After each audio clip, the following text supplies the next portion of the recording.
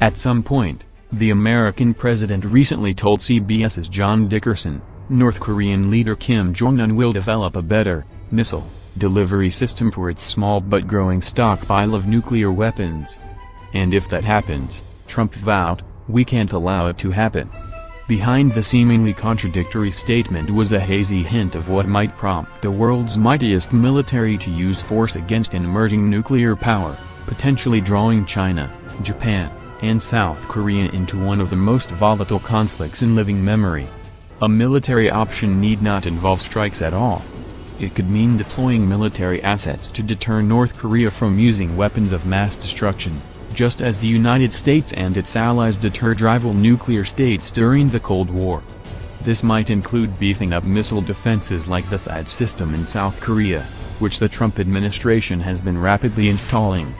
It might even include the reintroduction of nuclear weapons to Japan and South Korea to emphasize that we're determined to fully deter any North Korean attack and, should deterrence fail, that it would result in a prompt and overwhelming response.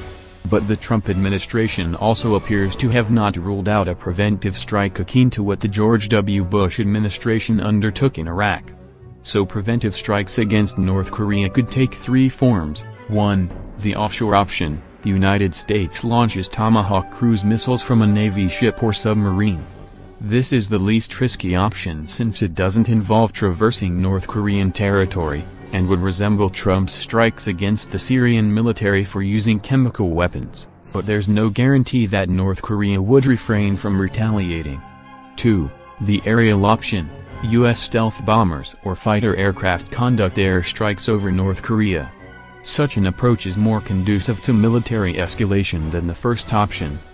The North Korean government knows that U.S. bombers are capable of carrying nuclear weapons, and the United States might need to take out North Korean air defenses to successfully deploy some of these planes. Even if the U.S. operation is limited in scope, North Korea may not interpret it that way.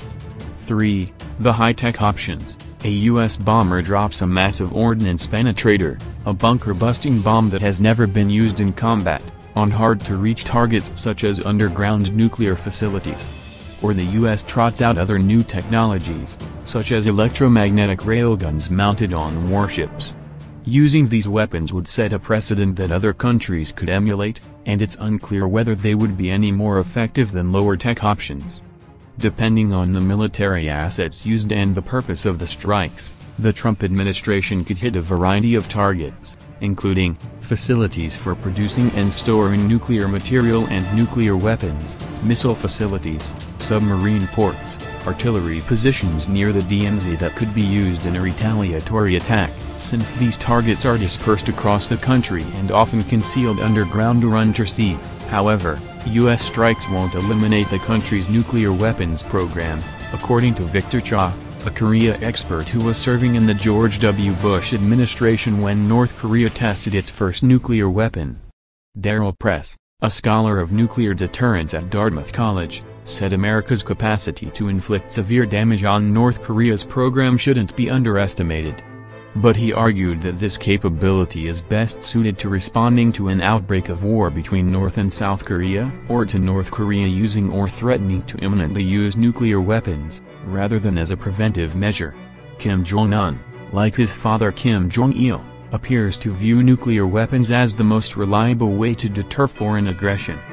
The Saddam Hussein regime in Iraq and the Gaddafi regime in Libya could not escape the fate of destruction after being deprived of their foundations for nuclear development and giving up nuclear programs of their own accord, the state-run Korean Central News Agency solemnly observed in 2016. Given this, Press reasoned, North Korean leaders could interpret any U.S. attack on their nuclear infrastructure as a prelude to invading or overthrowing the government, even if the United States insists otherwise. To force the United States and its regional allies to back off, the North Koreans might carry out conventional attacks on Seoul and U.S. military bases in Japan and South Korea, unleash chemical weapons on those targets, or even make use of whatever nuclear weapons survive the initial U.S. strikes. Of course, any of these audacious actions would likely invite an enormous U.S. and South Korean military assault on the Kim government.